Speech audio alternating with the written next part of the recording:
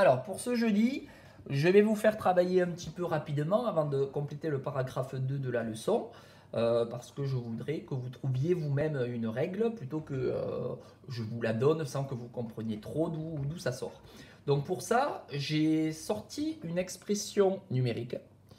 Je vais vous demander de mettre la vidéo en pause et de me dire, enfin, vous ne pouvez pas me le dire, mais de réfléchir au résultat de cette expression numérique. Donc mettez la vidéo en pause, calculez, vous avez quelques secondes, c'est pas très long, et dites et réfléchissez au résultat que vous pourriez trouver. Voilà, donc normalement vous avez dû trouver chacun un résultat. Je vais vous donner les résultats qui sont les plus classiques chaque année. Je pose cette question et j'ai deux sortes de résultats, à peu près en quantité égale, c'est-à-dire 50% de la classe, 50% de la classe.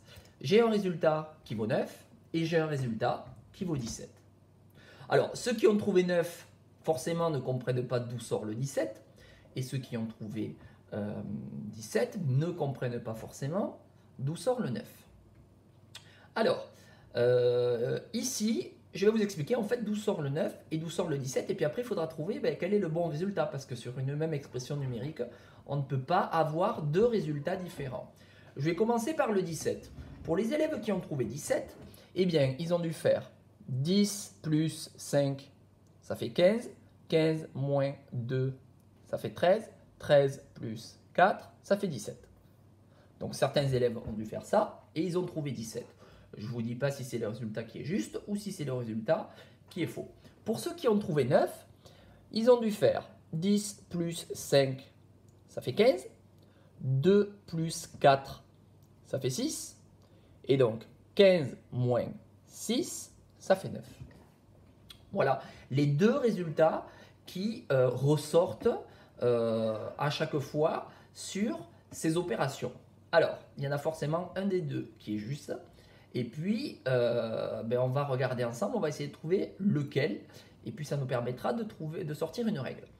Pour trouver lequel, je vais vous demander deux choses. Je vais vous demander de lire ce problème qui est ici. Donc, j'ai 10 € dans mon porte-monnaie. Ma mère me donne 5 € de plus. Comme je suis généreux, je donne 2 € à mon frère. Et enfin, ma grand-mère décide de me donner aussi sa part. Elle me donne 4 €. Combien ai-je dans mon porte-monnaie? Vous allez mettre la vidéo en pause. Et puis, vous allez réfléchir à ce que j'ai dans mon porte-monnaie au final.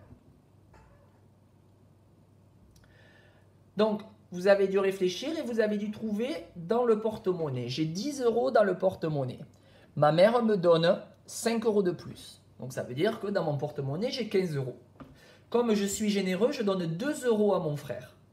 Je donne 2 € à mon frère. Ça veut dire que il me reste 13 €. J'en avais 15, je lui en donne 2, il me reste 13 €. Et ma grand-mère décide de me donner sa part. Elle me donne 4 €.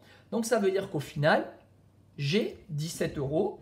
Donc combien ai-je dans mon porte-monnaie? J'ai 17 €. Ça, c'est la première chose. Ensuite,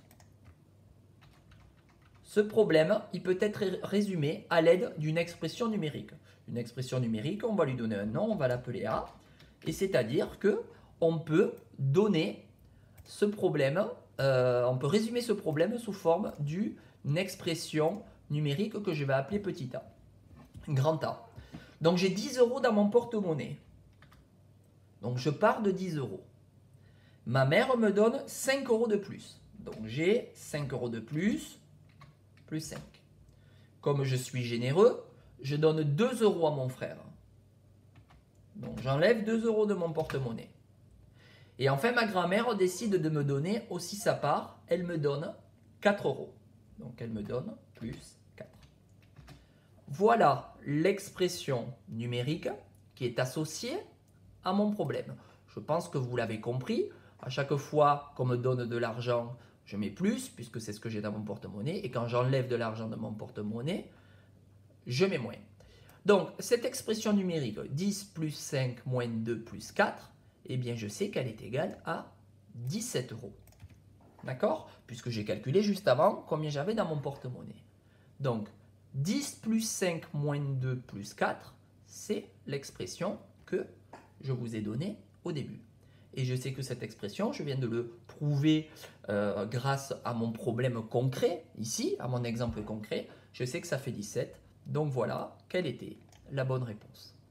Alors, maintenant, je vais expliquer l'erreur qui est faite couramment. C'est-à-dire que quand j'ai une expression numérique, et que dans cette expression numérique, et ça c'est très important, j'ai que des additions et que des soustractions, je suis obligé de faire les calculs de gauche à droite dans l'ordre.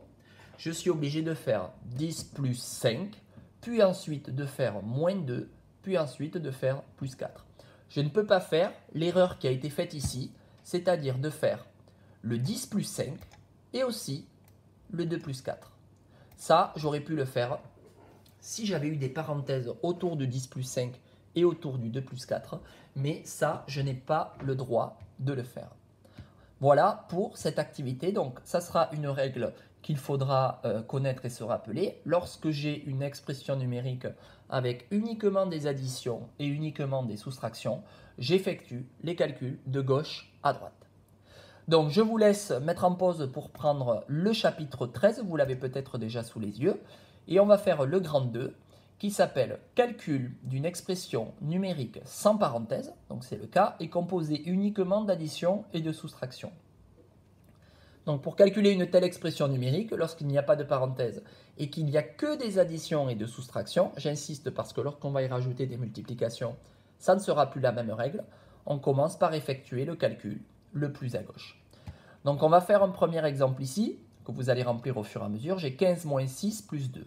Au niveau de la présentation, je vais d'abord calculer mon 15 moins 6. Donc je vais écrire le résultat de 15 moins 6. Le résultat de 15 moins 6, ça fait 9. Et comme tout à l'heure, je vais remarquer le plus 2. Ensuite, ligne d'après, je fais mon autre opération. E égale 11. Voilà, puisque je dois détailler tous les calculs, voilà ce que je dois écrire ici. Pour celui d'après, j'ai f égale 7 plus 5 moins 8 plus 2. Donc, je commence absolument par faire le 7 plus 5. Donc, f égale, je mets le résultat de 7 plus 5, ce qui fait 12, moins, et là, je ne mets surtout pas l'erreur classique. Il y en a qui me mettent, hop, 8 plus 2, ça fait 10. Surtout pas. Je dois remarquer tous les autres nombres que je n'ai pas encore calculés. Donc, je mets le résultat de 7 plus 5 et puis je remets le moins 8 et le plus 2. Étape d'après, je continue de gauche à droite puisque je fais tout de gauche à droite. Donc, je vais calculer le 12 moins 8. Donc, f égale. Je calcule mon 12 moins 8.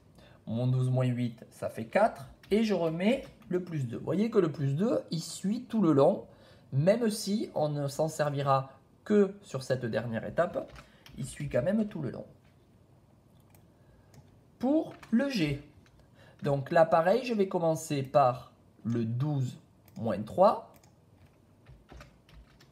Le 12 moins 3, ça fait 9, moins, et là pareil, je n'écris pas le résultat de 5 plus 2, ce n'est pas juste. Je dois faire les calculs de gauche à droite. C'est une erreur qui arrive fréquemment parce que dès qu'on voit une addition, naturellement, on fait l'addition avant la soustraction, alors qu'elle n'est pas prioritaire. Comme vous avez appris dans les petites classes l'addition avant la soustraction, vous seriez tenté de faire à chaque fois les additions avant le reste. Non, il n'y a pas de priorité entre l'addition et la soustraction. On fait dans l'ordre de gauche à droite. Donc là, pour l'instant, je remarque le moins 5 plus 2. Enfin, j'ai bientôt terminé, puisque je calcule mon 9 moins 5. Donc, ça me fait donc G égale, alors 9 moins 5, ça fait 4 plus 2. Et enfin, G égale 4 plus 2, ça fait 6. Voilà pour ce paragraphe 2. Donc, vous avez dans la feuille en pièces jointes les exercices que vous devrez donc faire que vous devrez faire aujourd'hui après avoir bien écouté cette leçon. Bonne journée.